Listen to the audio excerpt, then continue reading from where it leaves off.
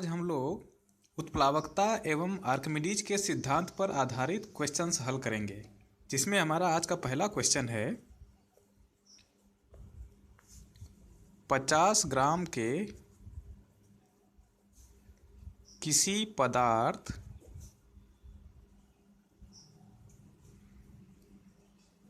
का आयतन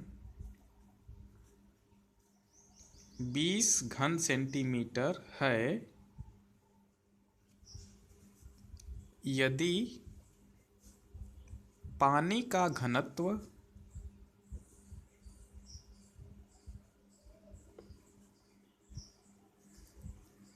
1 ग्राम प्रति घन सेंटीमीटर हो तो पदार्थ तैरेगा या डूबेगा, ये क्वेश्चन पूछा गया है। ठीक है, तो कैसे सॉल्व करेंगे इसको? तो वही पुराना काम, सबसे पहले जो दिया गया है उसको लिख लेंगे। ठीक, तो दिया है वस्तु का द्रव्यमान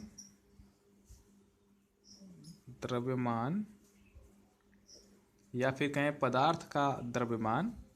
ठीक है, तो यहाँ पे आप पदार्थ भी लिख सकते हैं। पदार्थ का द्रव्यमान m बराबर 50 ग्राम। इसको आप किलोग्राम में भी बदल सकते हैं, लेकिन यहाँ पे ज़रूरत नहीं पड़ेगी। यहाँ पर सारे मात्रक जो हैं CGS मात्रक हैं। ठीक है, जब मात्रक मिलावटी हो जाते हैं, जैसे कुछ मात्रक SI में दिए रहेंगे, कुछ मात्रक CGS में दिए रहेंगे, उस समय हम लोगों को सारे मात्रकों को SI मात्रक बना लेने चाहिए। तो यहाँ पे सारे मात्रक जब CGS में है तो हमको इसमें बदलने की ज़रूरत नहीं है। ठीक है, तो हमको पता चल गया वस्तु का द्रव्यमान इतना है, पदार्थ का द्रव्यमान 50 ग्राम है, पदार्थ का आयतन है 20 घन सेंटीमीटर। ओके, तथा पानी का घनत्व दिया गया है 1 ग्राम प्रति घन सेंटीमीटर। ठीक, तो पूछा गया है कि ये डूबेगा या नहीं। तो पिछले क्लास में आप लोगों को आपेक्षिक घनत्व के बारे में बताया गया है ना। उसमें बताया गया है कि अगर आपेक्षिक घनत्व 1 से ज़्यादा होता है, इसका मतलब है कि वस्तु पानी में डूब जाएगी। 1 से कम है, इसका मतलब नहीं डूबेगी। 1 के बराबर है, इसका मतलब डूब करके तैरेगी, है ना। तो यहाँ पे हम लोग अगर आपेक्षिक घनत्व पता कर लें तो हमको पता चल जाएगा कि वस्तु डूबेगी या नहीं। तो आपेक्षिक घनत्व होता है वस्तु का घनत्व बटा पानी का घनत्व। तो अभी तो हम लोगों को वस्तु का घनत्व पता ही नहीं है, तो पहले पता कर लेते हैं। अतः वस्तु का घनत्व बराबर आप लोगों ने पढ़ा है द्रव्यमान बटा आयतन। तो ये वस्तु का द्रव्यमान बटा वस्तु का आयतन अगर हम लोग लिख देंगे तो वस्तु का घनत्व पता चल जाएगा। तो द्रव्यमान दिया है 50 ग्राम बटा आयतन दिया है 20 सेंटीमीटर क्यूब। तो ये कितना हो गया? 0 से 0 कट जाएगा, 2 से 5 में भाग देंगे तो बचेगा 2.5 ग्राम प्रति घन सेंटीमीटर। ओके, अब हम लोग आपेक्षिक घनत्व पता कर सकते हैं। अतः आपेक्षिक घनत्व बराबर पदार्थ का घनत्व बटा पानी का घनत्व। ओके, सारे मान हमको पता चल गए हैं। पदार्थ का घनत्व आया है इतना, पानी का घनत्व आया है इतना, रख देंगे सब। 2.5 बटा 1, ये दोनों ग्राम प्रति घन सेंटीमीटर में हैं। ग्राम प्रति घन सेंटीमीटर में है। ग्राम प्रति घन सेंटीमीटर से ग्राम प्रति घन सेंटीमीटर कट जाएगा, आ गया 2.5, है ना। तो यहाँ पर हम लोग देखते हैं, चूँकि अपेक्षिक घनत्व, अपेक्षिक घनत्व बड़ा है 1 से, अतः वस्तु पानी में डूब जाएगी। ओके, आसान था। ठीक है, तो अब हम लोग अगला क्वेश्चन देखेंगे।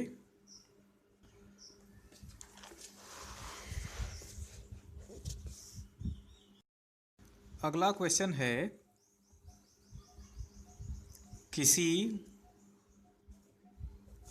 वस्तु का घनत्व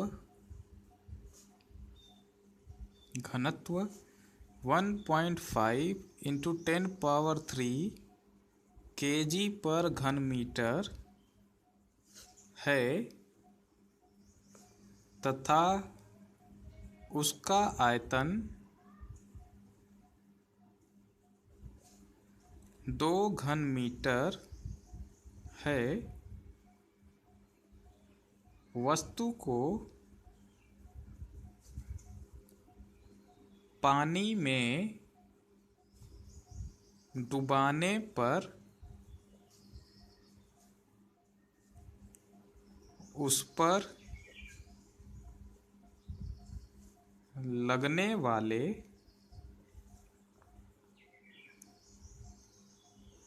उत्प्लावन बल की गणना कीजिए,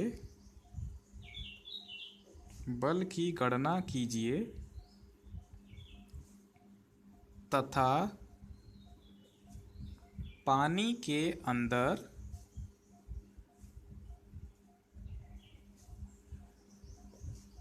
वस्तु के भार की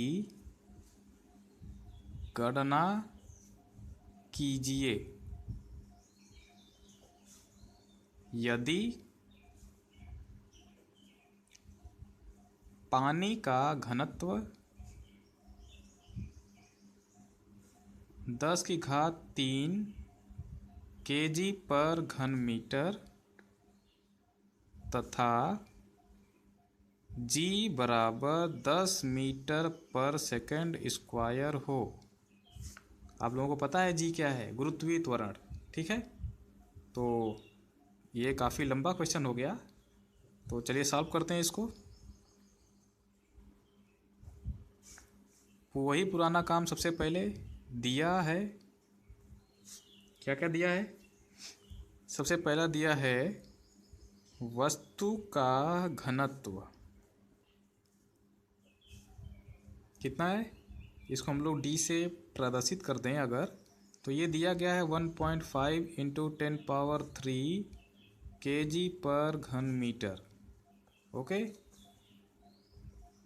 वस्तु का आयतन भी बराबर दिया है 2 मीटर क्यूब।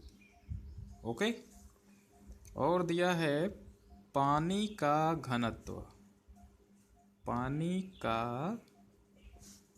घनत्व इसको अगर हम लोग डी डब्लू से प्रदर्शित कर दें, डब्लू बता रहा है कि वाटर का है, डी का मतलब घनत्व, डेंसिटी। ठीक है, 10⁻³ kg पर घन मीटर, और दिया है गुरुत्वीय त्वरण,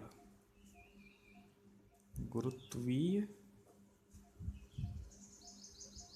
त्वरण g बराबर 10 मीटर पर सेकंड स्क्वायर। इतना तो दिया गया है। तो अब हम लोग इसको थोड़ा सा समझने का प्रयास करेंगे कि इसमें हम लोगों को निकालना क्या है। तो ये कोई वस्तु है, ओके, इसका कुछ द्रव्यमान होगा, मान लेते हैं m इसका द्रव्यमान है, तो इसका भार हो जाएगा W बराबर mg। ऑलरेडी आप लोगों को बताया गया कि भार mg होता है ना। अब कहा गया है कि इस वस्तु को हम लोग पानी में डुबा दे रहे हैं। यहाँ पे एक बर्तन है जिसमें कि पानी भरा हुआ है, और इस वस्तु को अगर हम लोग पानी में डुबा देते हैं तो क्या होगा? इसका भार तो हमेशा नीचे की तरफ खींचेगा इसको, तो हम लोग इसको नीचे की तरफ दर्शा देते हैं कि इसका भार नीचे है। लेकिन पानी में डुबाने पर इस पर एक और बल लगेगा जो कि उत्प्लावन बल है। उत्प्लावन बल ऊपर की तरफ लगेगा, बल ऊपर की तरफ लगेगा और इस उत्प्लावन बल के कारण ही इसके भार में, इस वस्तु के भार में थोड़ी कमी आ जाएगी, है ना। तो इसका मतलब है कि इसका भार, इस वस्तु का भार जो mg था, अब mg न रह करके इसमें से उत्प्लावन बल को हमको घटाना पड़ेगा। ओके, तो यही पूछा गया है कि पानी के अंदर वस्तु के भार की गणना कीजिए, ये पूछा गया है। तो पानी के अंदर अगर हम लोगों को वस्तु के भार की गणना करनी है तो हमको सबसे पहले क्या पता होना चाहिए, इस वस्तु का भार पता होना चाहिए, इसके बाद पता होना चाहिए उत्प्लावन बल। तो हम क्या करेंगे, इस वस्तु के भार में से इस उत्प्लावन बल को घटा देंगे तो हमको इस वस्तु का आभासी भार या कहें कि पानी के अंदर भार जो होगा वो पता चल जाएगा। ठीक है, आसान है। लेकिन अभी हम लोगों को इस वस्तु का भार पता करना है तो हम लोगों को इसका द्रव्यमान पता होना चाहिए। ठीक, तो और जैसे ही द्रव्यमान पता चल जाएगा हम लोगों को वस्तु का भार तो पता चल जाएगा और दूसरी चीज़ पता होनी चाहिए उत्प्लावन बल। जैसे ही ये दोनों चीज़ें हमको पता चलेंगी हम लोग तुरंत ही इस वस्तु का आभासी भार यानी कि पानी के अंदर भार निकाल सकते हैं।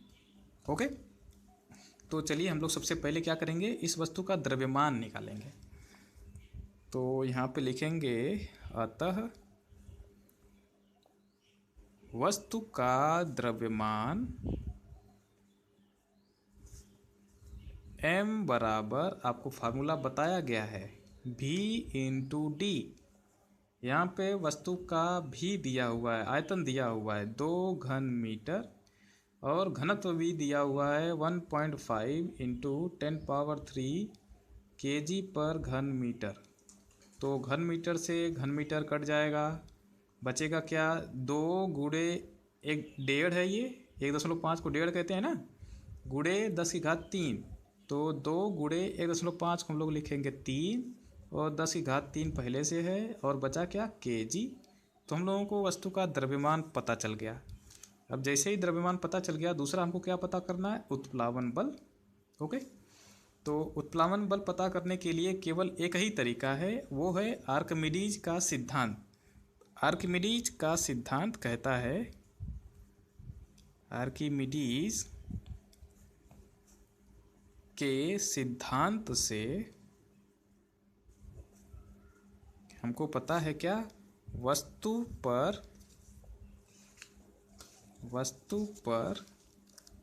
लगने वाला उत्प्लावन बल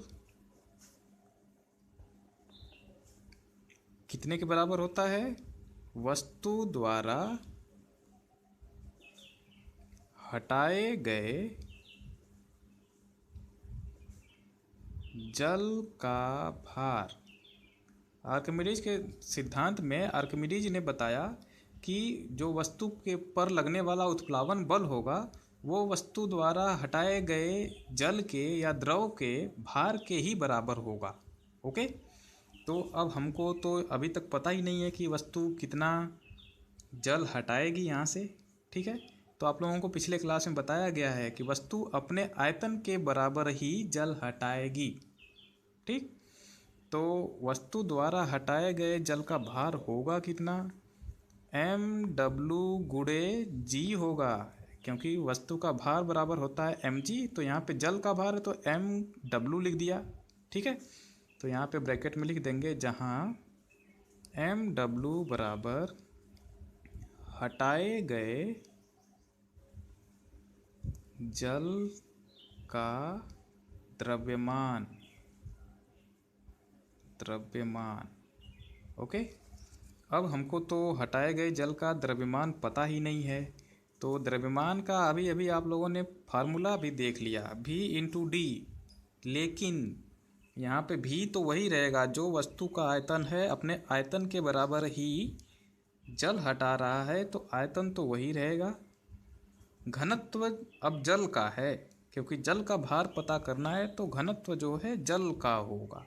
ठीक है, यानी कि जो एम डब्लू होगा वो भी इंटू डी डब्लू हो जाएगा और जी पहले से है। अब हमको सारे मान पता हैं। भी का मान पता है 2 मीटर क्यूब, डी डब्लू का मान पता है 10⁻³ kg/मीटर क्यूब और जी का मान पता है 10 मीटर/सेकंड स्क्वायर।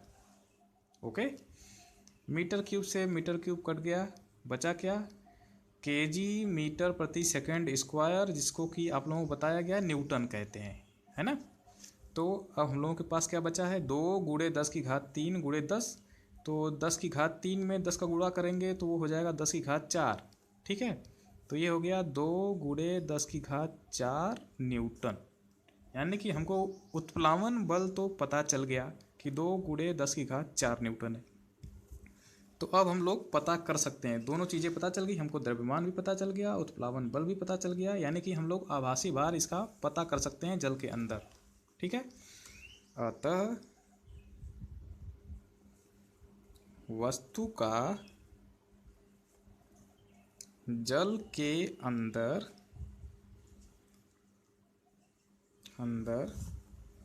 आभासी भार बराबर वस्तु का हवा में भार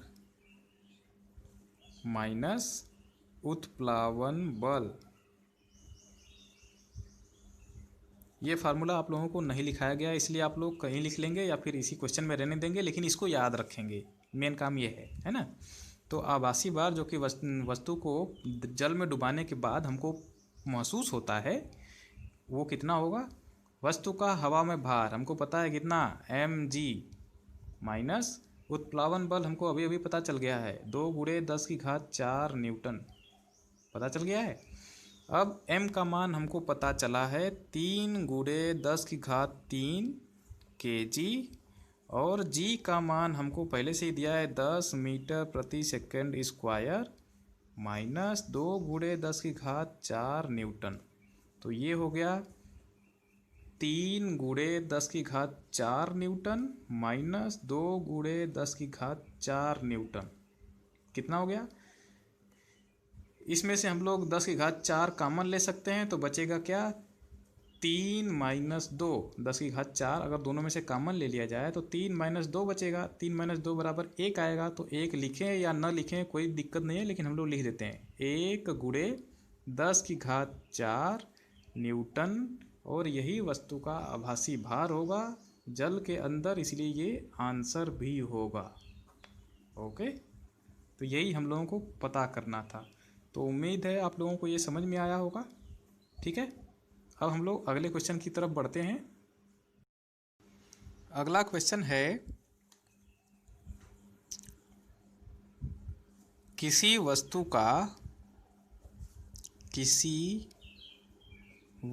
का चंद्रमा पर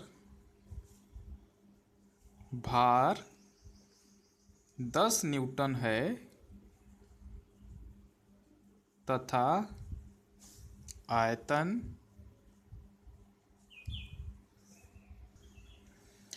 30 घन-मीटर है। वस्तु का पृथ्वी पर घनत्व ज्ञात कीजिए यदि g बराबर 10 मीटर/सेकंड स्क्वायर। ओके, ये क्वेश्चन है। ये तो काफ़ी कठिन लग रहा है, लेकिन बहुत आसान है ना। चलिए देखते कैसे सॉल्व करते हैं। तो सबसे पहला काम क्या क्या दिया है लिख लेंगे। वस्तु का चंद्रमा पर भार दिया है, वस्तु का चंद्रमा पर भार दिया है। चंद्रमा पर भार को हम लोग प्रदर्शित किए थे पहले WM से, ये दिया है 10 न्यूटन, ठीक। वस्तु का चंद्रमा पर आयतन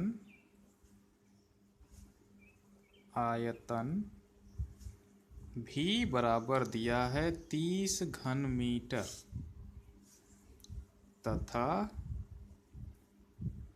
गुरुत्वीय त्वरण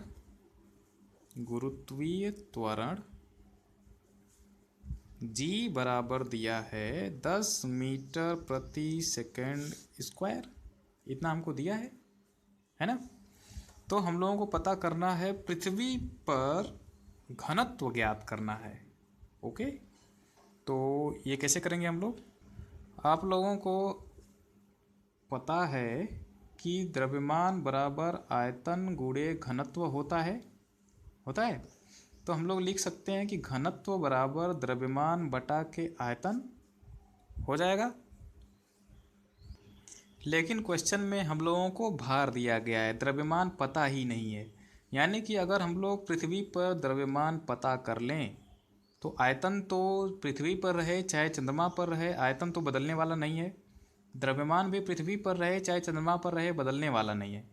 लेकिन भार जो है बदलता है। चंद्रमा पर 10 न्यूटन है तो पृथ्वी पर कुछ और होगा, है ना। तो अगर भार हमको चंद्रमा पर पता है और भार का फार्मूला भी आप लोगों को पता है, W बराबर mg होता है। यानी कि अगर पृथ्वी पर हम लोगों को भार पता चल जाए तो g तो हमको पता है, तो m पता चल जाएगा।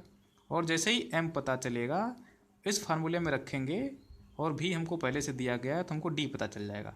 यानी कि सबसे पहला काम क्या होगा, हमको भार पता करना है। जैसे ही भार पता चलेगा हम लोगों को m पता चलेगा और m पता चलेगा तो हम लोगों को घनत्व तो पता चल जाएगा। ठीक है, तो यही काम हम लोग करेंगे। तो चूंकि यदि पृथ्वी पर वस्तु का भार WE हो तो हमको पता है WM बराबर WE बटा 6। अगर आप लोगों को याद हो तो ये आप लोगों को बताया गया है पहले ही, है ना। अतः WE बराबर 6WM मान रख दीजिए। 6 गुणे 10 न्यूटन बराबर 60 न्यूटन। WE पता चल गया। चूँकि WE बराबर mg, जहाँ m वस्तु का द्रव्यमान है, अतः द्रव्यमान m बराबर हो जाएगा WE बटा g हो जाएगा। WE का मान पता चल गया 60 न्यूटन, g का मान पता है हम लोगों को 10 मीटर प्रति सेकंड स्क्वायर, तो ये हो जाएगा 6 किलोग्राम। ओके, वस्तु का द्रव्यमान पता चल गया। वस्तु का आयतन तथा पृथ्वी पर वस्तु का आयतन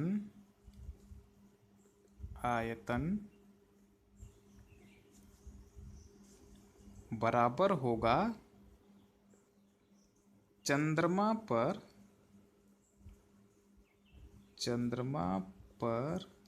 आयतन के, आयतन जो कि v से दर्शाया गया है और ये बराबर दिया भी गया है 30 मीटर क्यूब के। ओके, तो अब हमको सारी चीज़ें पता चल गई। क्योंकि आयतन जो है नहीं बदलता है, इसलिए जो आयतन चंद्रमा पर होगा वही आयतन पृथ्वी पर होगा। ठीक, अब हमको आयतन भी पता चल गया और द्रव्यमान भी पता चल गया। अतः वस्तु का पृथ्वी पर घनत्व D बराबर m/v। m का मान क्या है 6 kg और v का मान है 30 मीटर क्यूब। तो ये कितना हो गया, ये हो जाएगा 0.2 किलोग्राम प्रति घन मीटर। और हम लोगों को यही पता करना था, तो यही होगा हमारा आंसर। और उम्मीद है कि आप लोगों को ये समझ में आया होगा, है ना। तो अब हम लोग बढ़ते हैं अगले क्वेश्चन की ओर। अगला क्वेश्चन कहता है, किसी वस्तु का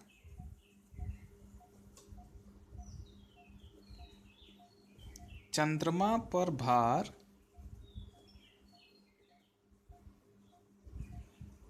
5000 न्यूटन है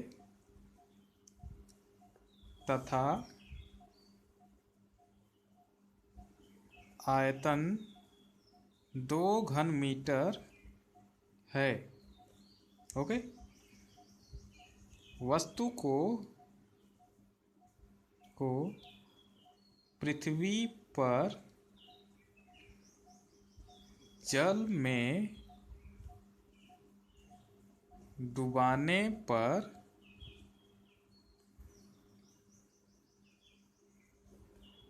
उस पर लगने वाला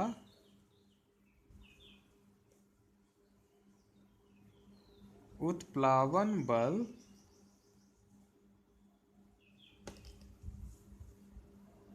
ज्ञात कीजिए तथा वस्तु का जल में आभासी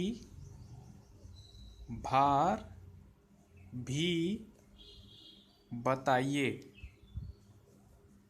यदि जल का घनत्व dW बराबर 10⁻³ किलोग्राम प्रति घन मीटर तथा G बराबर 10 मीटर प्रति सेकंड स्क्वायर हो। ठीक है। क्वेश्चन तो जाना पहचाना लग रहा है, लेकिन काफ़ी कठिन जैसा लग रहा है ना। तो ये काफ़ी कठिन नहीं है, बहुत ही आसान है। चलिए देखते हैं हम लोग इसको कैसे हल करेंगे। ठीक है। तो वही पुराना काम, सबसे पहले क्या दिया है लिख लेंगे। ठीक है। दिया है चंद्रमा पर वस्तु का भार WM बराबर 5000 न्यूटन, एक तो ये दे दिया है। वस्तु का आयतन भी दिया है। क्या दिया है? V बराबर 2 घन मीटर। ओके। और दिया है जल का घनत्व, और इसको पहले से ही dW से दर्शा दिया गया है, और ये है 10⁻³ kg पर घन मीटर। और दिया है गुरुत्वीय त्वरण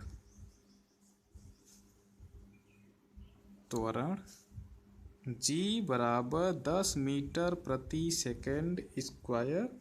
और ज्ञात करना है वस्तु का जल में आभासी भार, और वो भी पृथ्वी पर, है ना। तो अब हम लोगों को क्या करना पड़ेगा कि पृथ्वी पर वस्तु का भार पता करना पड़ेगा। और जैसे ही भार पता चलेगा, हम लोग क्या करेंगे, अगर हम लोगों को जल में वस्तु को डुबाना है तो उसका भार पता होना चाहिए, जो कि नीचे की तरफ खींच रहा होगा उसको। ठीक है। वस्तु का भार जैसे ही पता चलेगा, जो कि होगा क्या, WE, पृथ्वी पर वस्तु का भार पता चल जाएगा। आयतन दिया हुआ है, तो हम लोगों को पता चल जाएगा आर्किमिडीज के सिद्धांत से कि अपने आयतन के बराबर ही जल को ये हटाएगा, और उसी आयतन के बराबर, उसी आयतन का जितना भार होगा, जल हटाए गए जल का जितना भी भार होगा, वही उसका उत्प्लावन बल होगा। ओके। उत्प्लावन बल होगा। और जैसे ही हमको उत्प्लावन बल और वस्तु का पृथ्वी पर भार पता चलेगा, हम लोग उस भार में से उत्प्लावन बल को घटा देंगे, हम लोगों को आभासी भार पता चल जाएगा, है ना। तो सबसे पहला काम क्या करते हैं हम लोग, वस्तु का भार पृथ्वी पर पता करते हैं और इसके बाद हम लोग उत्प्लावन बल पता करते हैं, ठीक है। तो चूंकि यदि पृथ्वी पर वस्तु का भार WE हो तो WM बराबर WE/6 हम लोग पढ़े हुए हैं, है ना। इसका मतलब है कि WE बराबर होगा 6 गुणे WM और WM दिया हुआ है 5000 न्यूटन, तो ये हो जाएगा 30,000 न्यूटन के बराबर। तो WE पता चल गया और आयतन भी पता है हम लोगों को, है ना। तो एक काम तो हो गया, WE पता चल गया। ओके, अब हमारा दूसरा काम है उत्प्लावन बल पता करना, ठीक है। तो आर्किमिडीज के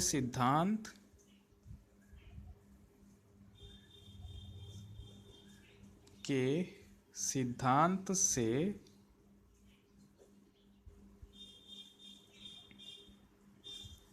वस्तु पर लगने वाला उत्प्लावन बल बराबर वस्तु द्वारा हटाए गए जल का भार होगा। अब ये हटाया गए जल का भार कितना होगा, MW गुणे G, जहाँ पे MW बराबर हटाए गए जल का द्रव्यमान है।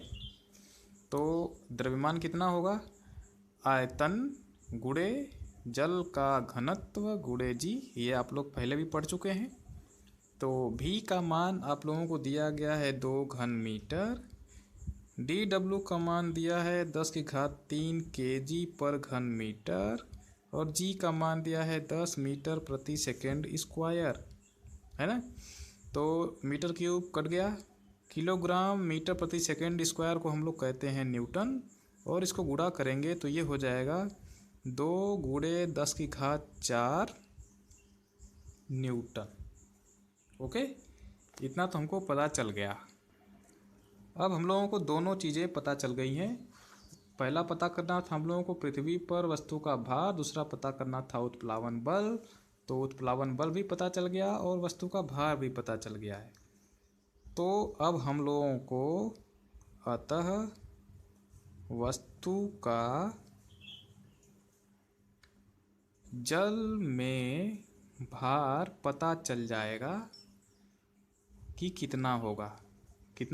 जल में भार बराबर WE माइनस उत्प्लावन बल। फार्मूला आप लोगों ने अभी अभी पढ़ा कि आभासी भार बराबर वस्तु का हवा में भार, जो कि पृथ्वी पर वस्तु के भार के बराबर होगा, माइनस उत्प्लावन बल, ठीक। तो WE हमको पता है 30,000 न्यूटन माइनस इस 2 गुणे 10⁻⁴ को अगर हम लोग इस तरह से लिखें तो ये 2 पर 4 शून्य के बराबर आएगा, यानी कि 20,000 न्यूटन। तो 30,000 माइनस 20,000 बराबर 10,000 न्यूटन हो जाएगा वस्तु का जल में भार, और हम लोगों को यही पता करना था। तो उम्मीद है आप लोगों को ये सारे जितने भी क्वेश्चन बताए गए वो सब समझ में आ गए होंगे। तो आज की क्लास में हम लोगों ने 3-4 क्वेश्चन किए हैं जो कि बहुत ही इम्पॉर्टेंट थे। तो इस तरह से ये चैप्टर पूरी तरह से समाप्त हो गया है। अब आप लोगों को 1-2 होमवर्क दे देते हैं और अब हम लोग अगले क्लास में नए चैप्टर की शुरुआत करेंगे, ठीक है। तो होमवर्क में आप लोगों का पहला क्वेश्चन रहेगा किसी वस्तु का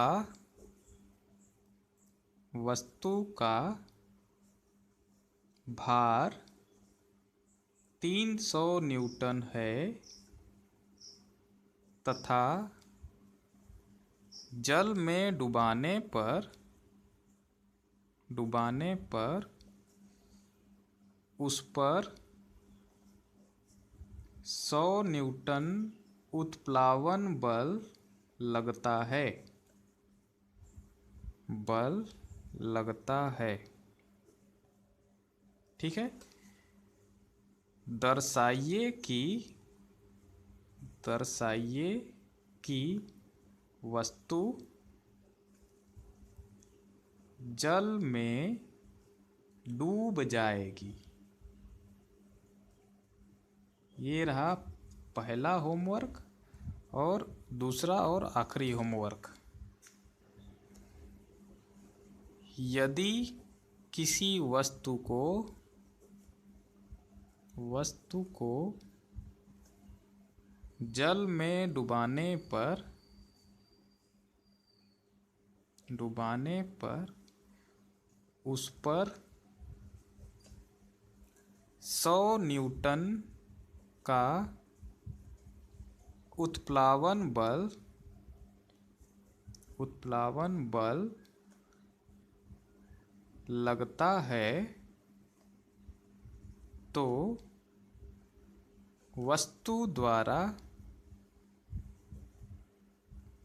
हटाए गए जल का भार बताइए। ठीक है। दोनों क्वेश्चन बहुत ही आसान है, तो उम्मीद है कि आप लोग कर लेंगे और अगले क्लास में हम लोग नए चैप्टर के साथ मिलेंगे। ठीक है। ओके।